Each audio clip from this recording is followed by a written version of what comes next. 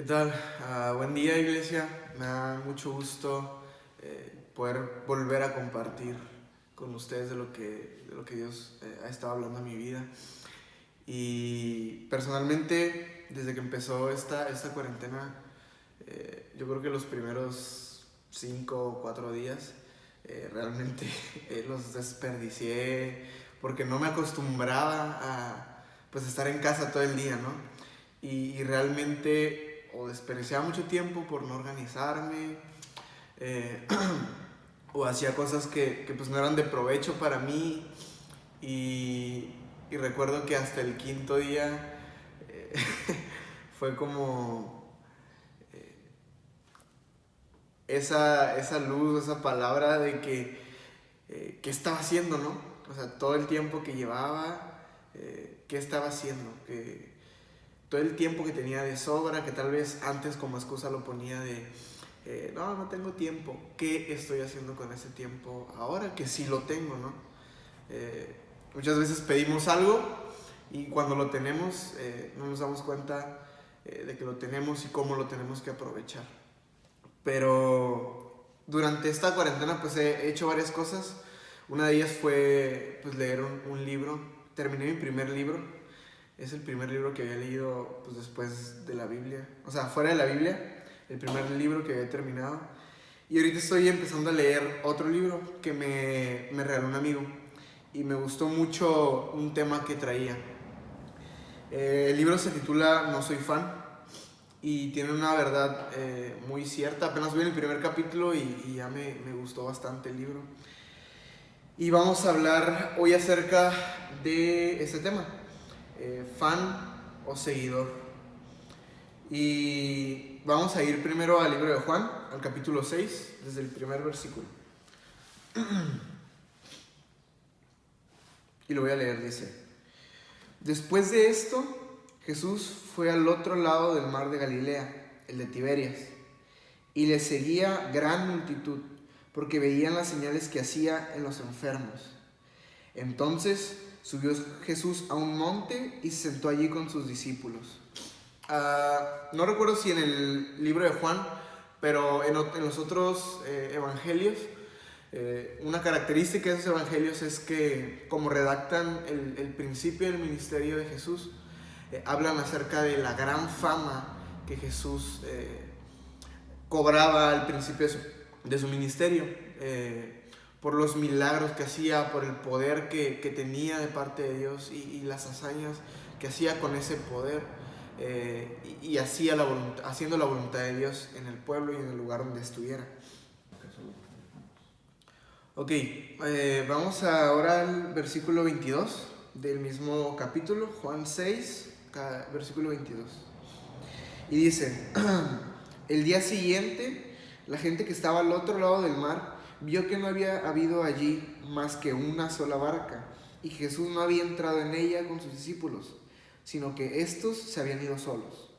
Pero otras barcas habían arribado de Tiberias junto al lugar donde habían comido pan después de haber dado gracias al Señor, el Señor.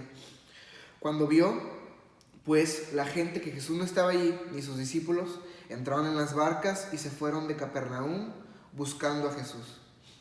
Y hallándole al otro lado del mar, le dijeron: Rabí, ¿cuándo llegaste acá?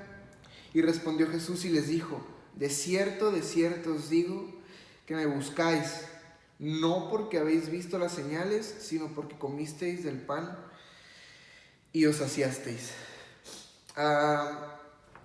Hablando acerca de este primer personaje o de esta primer persona o actitud, fan, vamos a definir primero qué es un fan. Una definición que me gustó que tenía este libro era esta: ¿qué es un fan? Y le daba el título de admirador entusiasta. Esto que acabamos de leer sucede después de la alimentación de los 5,000. No sé si recuerdan que estaba este grupo de gente, esta masa de gente de 5,000 personas, y Jesús le está hablando palabra y de repente surge un problema en el que todos estaban ahí y no había comida para tanta gente más que 5 peces y 2 pescados. Y Jesús ora, sucede un milagro y sobra más de lo que había al principio. Toda la gente queda satisfecha y sobra más aún de lo que había al principio. En este grupo de gente estaban claramente personas que solo seguían a Jesús por lo que hacía, por lo que veían de él, y personas que realmente seguían a Jesús por quién era él.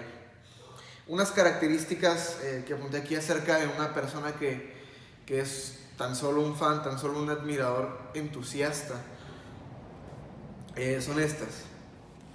Buscan las maravillas y lo llamativo de Jesús.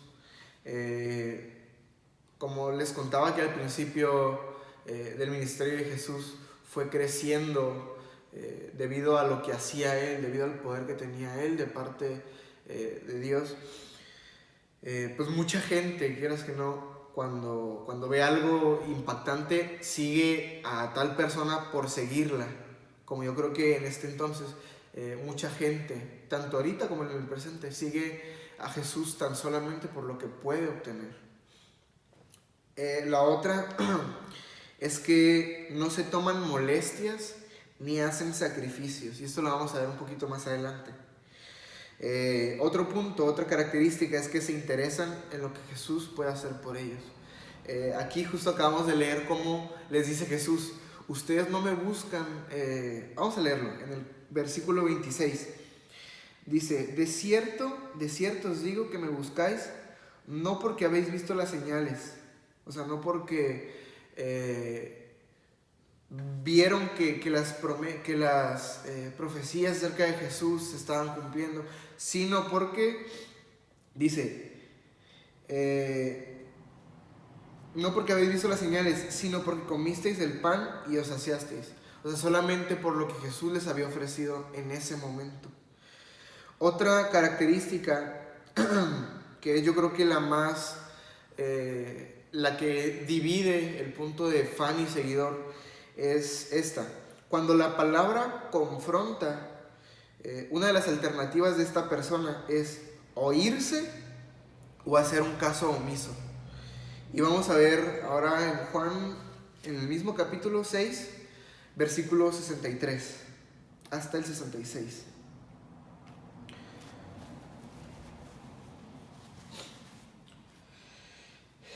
Dice: el espíritu es el que da vida, la carne para nada aprovecha.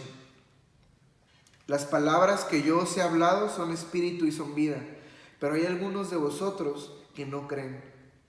Porque Jesús sabía desde el principio quiénes eran los que no creían y quién le había de entregar.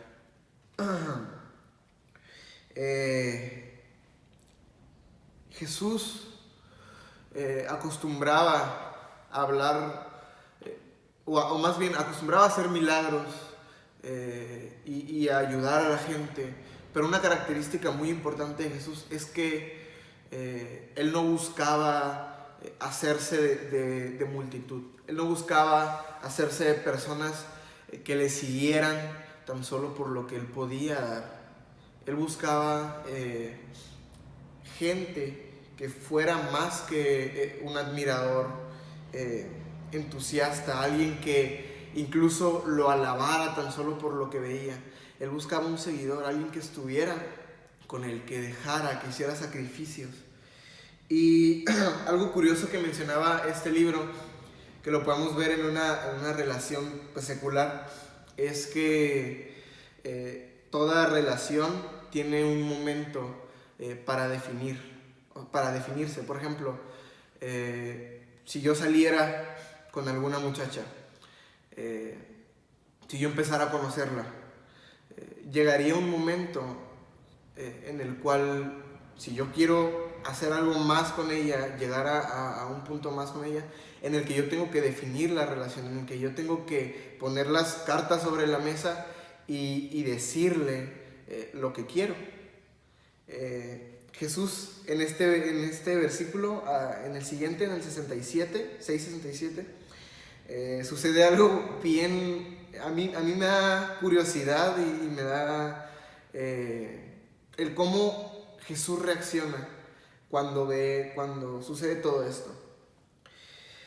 Y vamos a ir al 6:67 y dice, dijo entonces Jesús a los 12, ¿queréis acaso iros también vosotros? O sea, Jesús en este momento vio que les habló una palabra fuerte, una palabra que confronta. Muchos de los que estaban con él, de los que lo seguían por los milagros, de los que lo seguían por lo que podían recibir de Jesús, se habían ido. Y llega este momento en el cual ahora los discípulos son confrontados. Y les dice Jesús, ¿ahora ustedes también se van a ir? Llega ese momento como en el cual Jesús define la relación. Ahora ustedes decidan, se van a ir porque tan solo me buscaban por lo que les daba, o se van a quedar buscándome a mí. Y vemos más adelante que les dice en el 68, y le respondió Simón Pedro, Señor, ¿a quién iremos? Tú tienes palabras de vida eterna y nosotros hemos creído y conocemos que tú eres el Cristo, el Hijo del Dios viviente. Ahí se ve un comportamiento de un verdadero seguidor. Alguien que realmente conoce aquel que está detrás del milagro, aquel que está detrás de la satisfacción de una necesidad personal. Y vamos a ver esta segunda persona, ¿qué o quién es un seguidor? Algunas características de un seguidor son estas. Un seguidor es quien busca al Jesús que está detrás del milagro. Es quien busca aquello que está detrás de lo que recibió. Un seguidor también es aquel que cree y que conoce a Jesús. Un seguidor también es aquel que sacrifica de lo suyo por seguir a Jesús.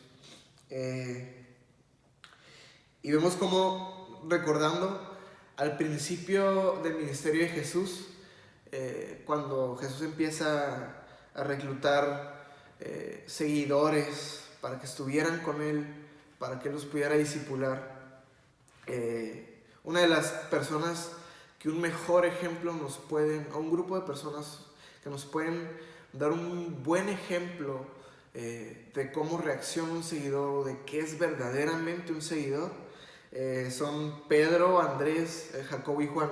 Recordamos que pues estos hombres no llegaron al punto de los estudios en aquel tiempo de poder vivir o más bien caminar al lado de un maestro, de alguna persona reconocida en aquellos tiempos, y pues se dedicaban a la labor familiar. Ellos pescaban. No creo que tuvieran algo más importante o algo más significativo para ellos que fuera pescar. Tal vez venían de una familia pescadora y ellos, Pedro, Andrés, Jacobo y Juan, pues les decían o los reconocían como los pescadores. Y tal vez esto era todo lo que los categorizaba o los caracterizaba. Y sin embargo, cuando Jesús va a ellos y los llama para que los sigan, ellos sin pensarlo dejan todo lo que tenían, dejan a lo que se dedicaban, la labor familiar, por seguirle. Yo creo que ese es un sacrificio grande, porque tal vez o le tenemos cariño a lo que hacemos, o estamos acostumbrados a la rutina, o cualquier cosa nos mantiene pegado a lo que ya hacemos. Y dejar eso por seguir a Jesús, hacer esos sacrificios por seguir a Jesús, es algo grande y algo difícil de hacer. Hay una verdad que se habló, que se habló a una iglesia. Ese está en otro libro. Pero primero vamos a ir a Lucas, capítulo 13, versículo 22.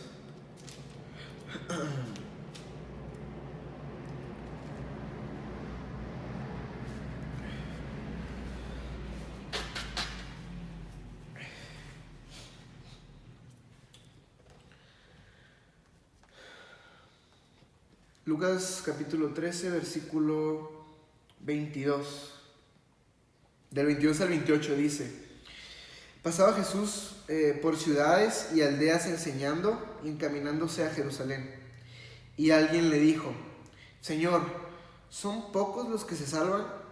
Y él les dijo: Esforzaos a entrar por la puerta angosta, porque os digo que muchos procurarán entrar y no podrán. Después que el padre de familia se haya levantado y cerrado la puerta, y estando fuera, empecéis a llamar a la puerta diciendo: Señor, Señor, ábrenos. Él respondiendo os dirá: no sé de dónde sois. Entonces comenzaréis a decir: delante de ti hemos comido y bebido, y en nuestras plazas enseñaste. Pero os dirá: os digo que no sé de dónde sois. Apartaos de mí todos vosotros, hacedores de maldad. Allí será el llanto y el crujir de dientes. Y cuando veáis a Abraham, a Isaac, a Jacob y a todos los profetas en el reino de Dios, y vosotros estéis excluidos. Algo muy impactante que va a pasar después, durante el juicio, va a ser que Jesús va a apartar a los suyos de los que no son suyos. Y muchos, aquí vemos cómo muchos de los que estaban con Jesús, habla la palabra que eran excluidos, que no eran parte, no formaban parte de los que seguían a Jesús. Así que una pregunta muy importante para hacerse es: ¿realmente soy un seguidor de Jesús? ¿Estoy haciendo lo que haría un seguidor de Jesús? ¿Hago mis sacrificios de lo que me gusta, de lo que me agrada, de lo que yo quiero alcanzar, por seguir a Jesús, por hacer lo que Él me dice, por obedecer su palabra? Porque no puedo seguir a Jesús, no puedo hacer caso omiso a lo que Él me habla a mi vida y seguir a Jesús a mi manera. Hace como 2 semanas hubo un campamento virtual en el cual, gracias a Dios, tuve la oportunidad de estar en ese campamento. Y uno de las meditaciones en la palabra o de los estudios bíblicos eran acerca de Apocalipsis 3, del 3:14, en la cual se habla acerca de la iglesia de la Odisea, la carta a esta iglesia. Y una de las cosas que se le decía a esta iglesia era acerca de su comportamiento tibio. Y para esta iglesia, esta palabra era una palabra muy presente. O sea, ellos, si les decían tibios, eran algo que entendían bastante bien, porque un poco de contexto de esta historia, de esta ciudad, era que ellos tenían largas tuberías para poder conseguir agua, y debido a este trayecto que llevaba el agua para llegar hasta la ciudad, el agua que llegaba era tibia. O sea, ellos recibían un agua tibia, diferente a otras 2 ciudades. Pues me parece que era Hierápolis y era otra ciudad, la cual una sí tenía las propiedades de un agua refrescante, y otra tenía pues las propiedades curativas de un agua caliente, ¿no? Sin embargo, esta ciudad estaba en medio de estos 2 puntos, con un agua tibia, y estos realmente entendían cuando en esa carta se les dijo que ellos eran tibios. Y yo creo que muchos de los seguidores que ahora Jesús tiene en estos tiempos, tanto como se veía en los otros tiempos como ahora, realmente son tibios, o sea, no son fans, no presentan las características de un verdadero seguidor. Y yo creo que el mayor problema de estas personas que no siguen a Jesús como debería de ser, como Él lo indica, cargando la cruz, no creo que sea tal comportamiento de tibieza o tal comportamiento de omitir las palabras de Jesús y hacer caso a su voz, sino era algo, bueno, no creo que este sea su mayor problema, sino realmente es la ceguera que puedan tener. Y esto era algo de que se les hablaba a la Odisea. Jesús les decía, unge, o bueno, en esa carta se les decía, unge tus ojos con colirio. Realmente el problema del cristiano no es tanto que caiga, porque cualquiera puede caer, cualquiera puede cometer un error, sino el problema es no aceptar tal error, no aceptar tal conducta, no salirse de ese estado. Y esto es un problema muy visto en estos tiempos. La iglesia asiste a las reuniones, la iglesia asiste, no sé, a preparaciones bíblicas, tal vez a congresos, y admira los milagros y admira la grandeza de la iglesia tal vez, o de Jesús, y hasta ahí se queda, pero no está dispuesta a dar ese siguiente paso para volverse un seguidor de Jesús. Para finalizar, algo que hablaba Dios a mi vida, que también tiene que ver con el seguidor más bien, está en Lucas 9, versículo 28. Vamos a leerlo todo, del versículo 28 al versículo 43. La primera historia, que es del versículo 28 al 36, habla acerca de la transfiguración. Jesús sube un monte con algunos discípulos y ahí sucede algo extraordinario, ¿no? Jesús revela su identidad gloriosa a estos discípulos. Esto sucede en un lapso de un día y medio. Y mientras esto sucede ahí arriba en el monte, algo sucede abajo. Y vamos a leer un poco de esta historia, de lo que está pasando abajo. Dice, al día siguiente, cuando descendieron del monte, esto ya es después de que Jesús y los discípulos que iban con Jesús desciendan del monte, dice, una gran multitud le salió al encuentro. Y he aquí un hombre de la multitud clamó diciendo, Maestro, esto es a Jesús, te ruego que veas a mi hijo, pues es el único hijo que tengo. Y sucede que un espíritu le toma y de repente da voces, y le sacude con violencia, y le hace echar espuma, y estropeándole, a duras penas se aparta de él. Y rogué a tus discípulos que echasen fuera, y no pudieron. Y respondiendo Jesús dijo, oh generación incrédula y perversa, ¿hasta cuándo he de estar con vosotros y os he de soportar? Trae acá a tu hijo. Y mientras se acercaba el muchacho, el demonio le derribó y le sacudió con violencia. Pero Jesús reprendió al espíritu inmundo y sanó al muchacho y se lo volvió a su padre. Y todos se admiraron de la grandeza de Dios. Esto sucede después de que Jesús baja, pero antes de que Jesús bajara, cuenta el hombre de esta historia, el papá del muchacho, que él ya había pedido esa ayuda. Él ya le había dicho a los discípulos de Jesús que estaban abajo, que liberaran a su muchacho de este demonio que lo atormentaba. Sin embargo, ellos no pudieron. Y yo creo que pocas veces se ve lo que sucede aquí en la palabra, en el resto de los evangelios.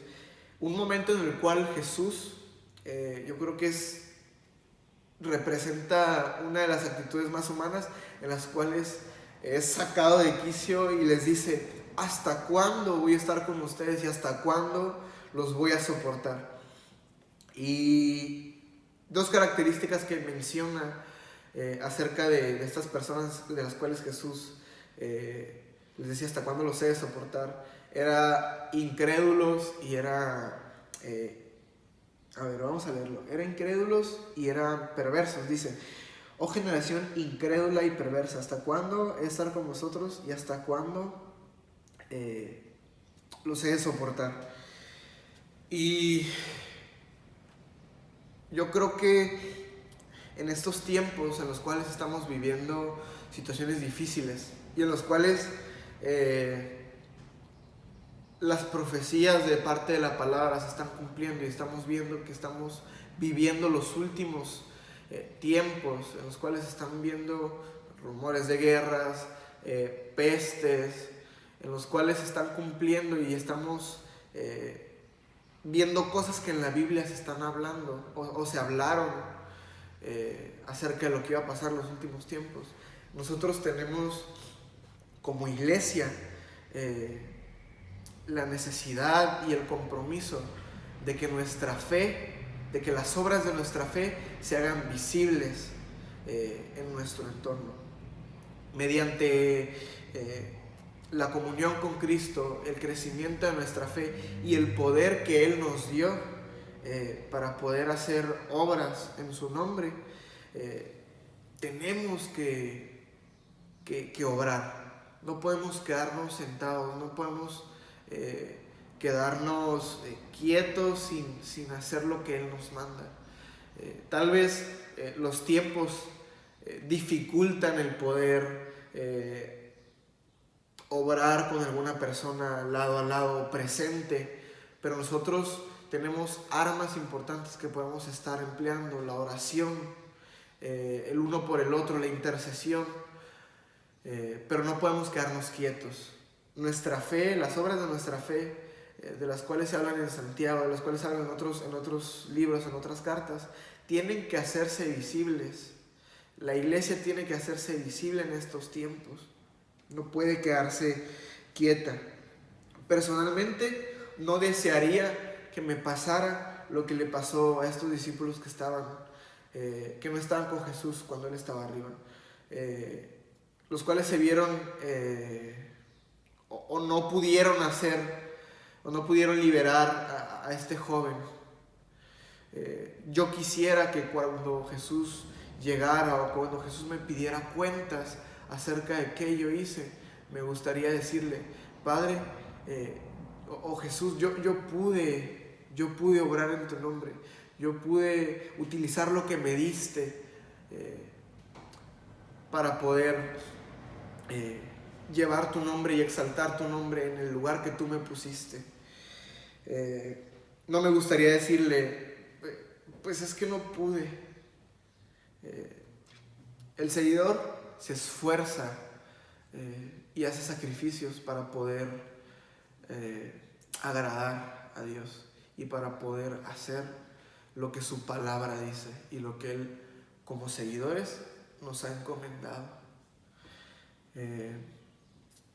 Esta es la palabra que Dios me había hablado a mi vida y estoy agradecido de poder compartir esto con ustedes.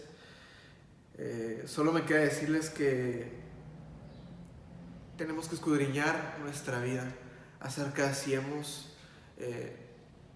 nos hemos dirigido como fans, como admiradores, entusiastas, de los cuales vemos a Dios sí como alguien grande, pero no hacemos sacrificios, o como seguidores, alguien que hace sacrificios, que busca el rostro de Dios, que busca quién está detrás del milagro y poder hacer algo frente a esta pregunta. Muchas gracias por tomarte el tiempo de escuchar esta palabra. toma tus precauciones en estos tiempos. Lávate las manos y cuídate y cuida a tu familia. Muchas gracias.